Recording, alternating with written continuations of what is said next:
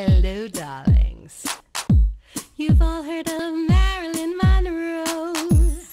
Some of you know Bridget Bardot. Well, now it's time for the Cognac show. I said cognac, ooh, ooh. I said cognac, ooh, ooh, ooh. I'm your bubbly blonde, fabulously dressed to impress.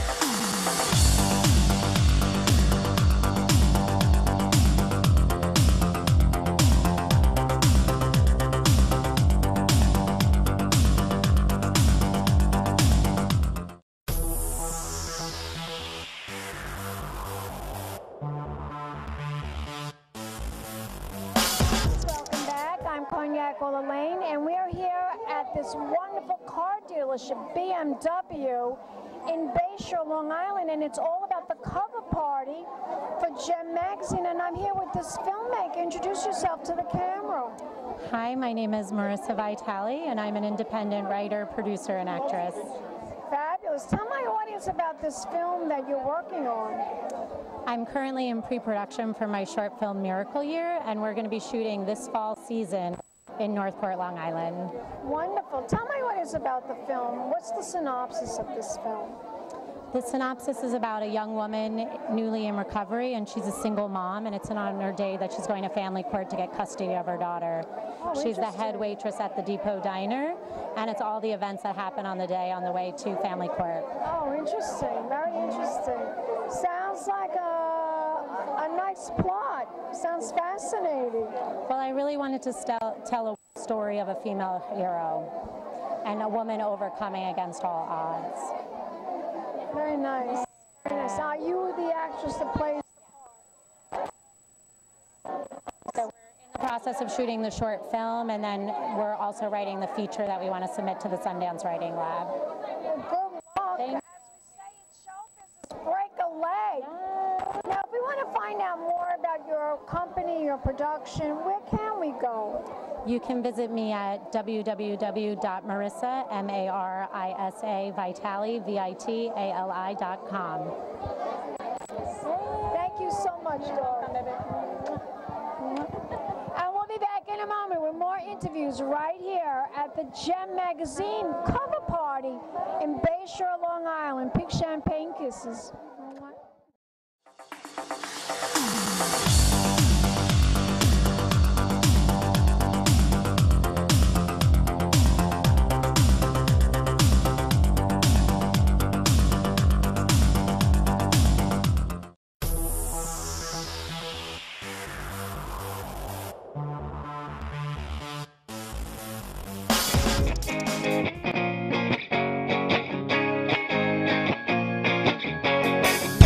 The arts rejuvenate. The arts restore. The arts are our supernatural gift. The arts have impacted the lives of so many people, young and old, and yet budget cuts continue to be the spiraling trend. First Online with Fran will serve to be the sounding board to bring sustainable national attention to the vital inclusion of the arts in people's lives by inviting guests from all walks of life. Ordinary people who are doing extraordinary things to make the arts the fabric of our existence. Let's make the arts first online with Fran.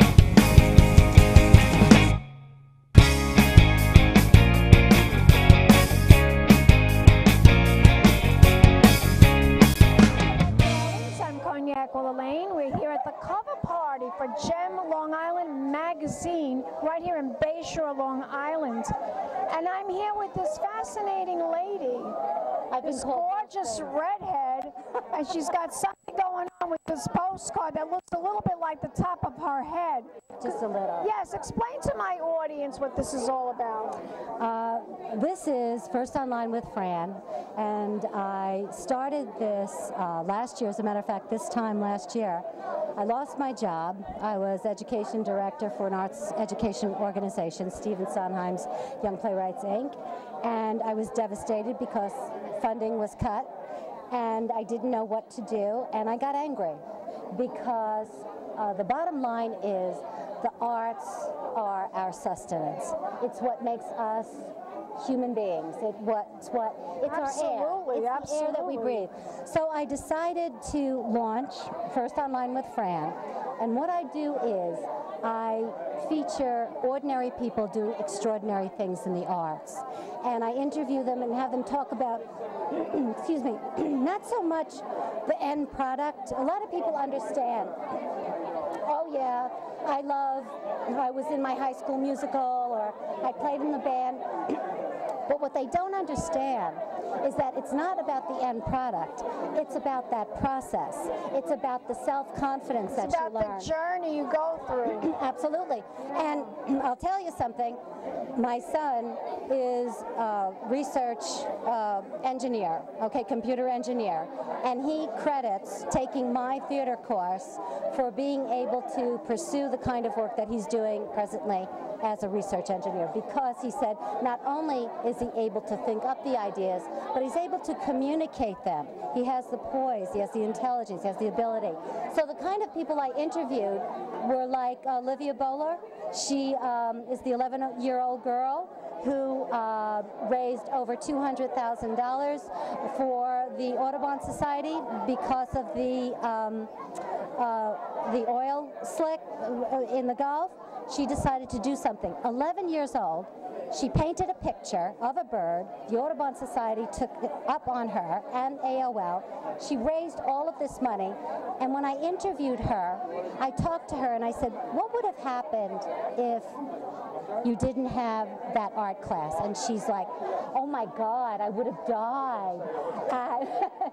And you know, she talks about how, you know, her art class, her music class is her favorite. It inspires her to be who she is. And if you take that away, you take somebody's soul away. Absolutely. And, you know, this is what people need to know. The arts are not necessarily about drawing that picture.